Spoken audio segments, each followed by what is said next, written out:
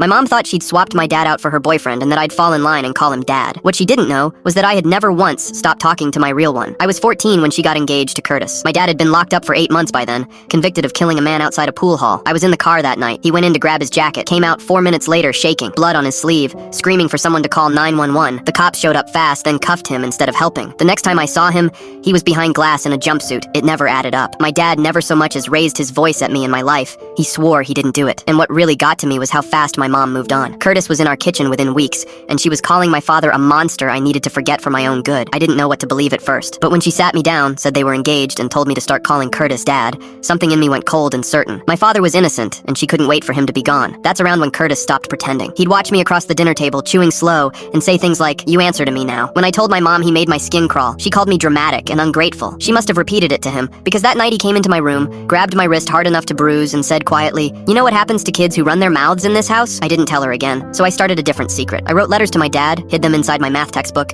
and mailed them from my friend Deshawn's house. Dad wrote back through the prison email system to an account my mom knew nothing about. Those replies were the only thing keeping me upright. Then came the Thursday it all tipped. I got home to find out my mom had changed my last name to Curtis's on every school record without asking me. "You'll thank me someday," she said. That same night, Curtis came into my room to celebrate us being a real family, sat on the end of my bed, and told me I'd better start showing him respect, or things would get a lot harder for me. I locked myself in the bathroom until I heard him leave. I wrote my dad about it. The letter I got back was on real paper this time, and parts of it had dried wavy and see-through, like the ink got wet while he was writing it. That almost finished me off, but I had one thing left to hold on to. His birthday was coming, and I begged my mom to let me visit him. "Just a few minutes," I said. "I know you hate him, but it's his birthday." She said no. Worse, actually. Curtis just happened to have tickets to a car show that exact weekend and expected all of us there.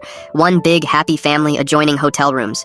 When I said I'd rather see my dad, my mom's face went to stone. "He's a killer. You're not visiting a murderer." I said, "He's innocent, and he's still my father." Curtis backhanded me across the mouth while she stood there saying nothing. They made me go. And when we got home, it got worse. My mom found the hidden letters, burned them in the fire pit out back, and as punishment for talking to him, took my bedroom door off its hinges. "So we can keep an eye on you." Curtis loved that. He'd stand in the empty doorway at night, arms crossed, and remind me my dad was never coming out. That was my breaking point. The next day I stayed late in the school library and sent my dad an email a mile long. Just everything, rambling, half of it barely coherent. 2 weeks later he wrote back, long, gentle, telling me it was all going to be okay. But one line stopped me cold. "Did you check where I told you to?" "Check where?" I went back through every email he'd ever sent me and found it.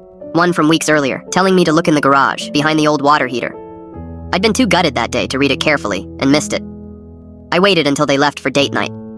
My hands shook as I reached behind the heater and pulled out a notebook sealed in a freezer bag. Dad's handwriting, dated a month before his arrest. Caught Mom and Curtis sneaking around together again. They don't know I saw. I think they're planning something. Then headlights swept across the garage wall. They were home early.